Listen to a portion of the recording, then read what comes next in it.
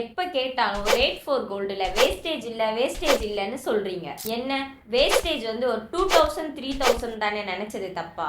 For எக்ஸாம்பிளுக்கு இன்னைக்கு 1 gram 9000 இருக்குன்னா அதுவே 10 கிராம் வாங்கினா 90,000 வரும். கோல்ட் ரேட் மட்டுமே இது கூட 15% வேஸ்டேஜ், அது ஒரு 13,500 வரும். இப்போ ரேட் மொத்தமா உங்களுக்கு 1,03,500 வரும். இதுக்கு 3% ஜிஎஸ்டி வேற கட்டணும், அது ஒரு 3,105 வரும். இப்போ ரேட் பார்த்தா 1,06,605 வரும். நீங்க வாங்கின 10 கிராமுக்கு பே பண்ணணும். இப்போ இதுவே நீங்க ரேட் ஃபார் கோல்டுல வாங்குனீங்கன்னா 90,000 பிளஸ் 2% ப்ராசஸிங் ஃபீ, அதாவது 1,800, அது கூட 3% ஜிஎஸ்டி. இப்போ டோட்டல் போட்டா 94,554 வரும். அதுல நீங்க 10 கிராம் கோல்டு ஜுவல் வாங்கிட்டு போலாம். நீங்க கம்பேர் பண்ணி பாத்தீங்கன்னா மொத்தமா 12,000 சேவ் பண்ணிருப்பீங்க. டீடைல்ஸ் தெரிஞ்சுக்க R14 கமெண்ட் பண்ணுங்க, நான் உங்களுக்கு டீடைல்ஸை DM பண்றேன்.